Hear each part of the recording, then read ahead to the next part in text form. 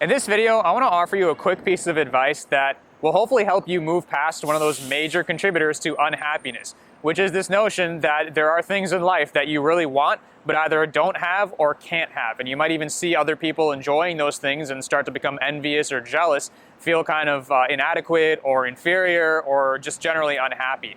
But my advice to you is this: ask yourself if you really truly want those things.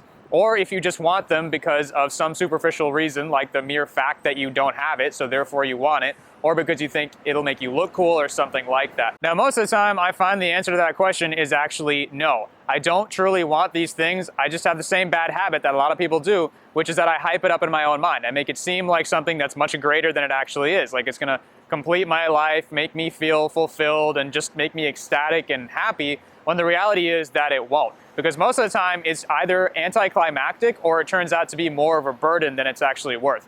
And so how do you come to this realization? You've got to envision what it's like if you were to have that thing that you really want. So let me give you a couple examples of how I came to this realization. In these cases, it was after the fact, but it could have just as easily been before.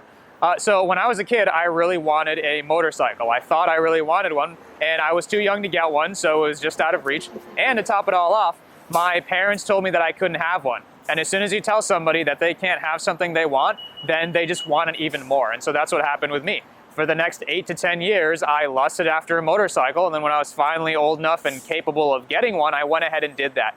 But remember, like I said, usually these things either turn out to be anticlimactic, right, where you get it and you're just like, okay, this isn't as great as I thought it would be, or it's a burden. It's like, okay, now I have to live with this thing and I don't want to have to put all the work into it that I didn't realize I would have to.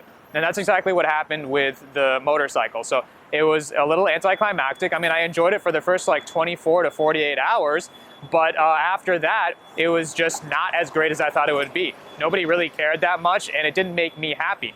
And it was also a burden because I had to pay for it to keep it insured. I had to pay for the gas. I had to keep it clean. I had to take it in for oil changes. And I didn't really even enjoy riding it, right? I didn't enjoy the wind resistance. I didn't enjoy the fact that I couldn't carry anything with me. And all these things I could have realized before the fact and saved myself a lot of trouble.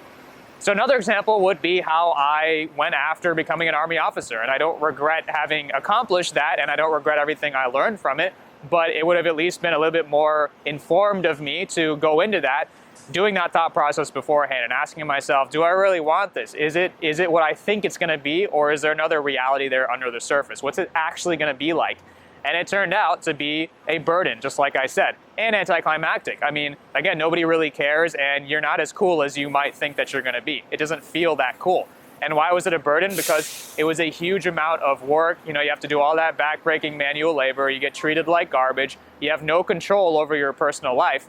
And so 4 years later, I decided to get out. And I also, with my motorcycle, I sold it after 6 months. So again, to summarize, don't let this notion that there are things that you want but can't have bring you down. Because if you just took a second to ask yourself what it would actually be like to have those things, what it would actually be like to have a really nice car or a flat screen TV, or even things like fancy job titles or relationships or whatever, then you might find that you don't actually want those things. And hopefully when you come to that realization, it'll help you feel a little bit better. Because remember, most things turn out to be either anticlimactic or more of a burden than you thought they would be. Because you do actually have to do work to maintain things, and nothing is as it seems on the surface. So there's always more to it than that. So do that thought process, go through that thought process before you naively go after something.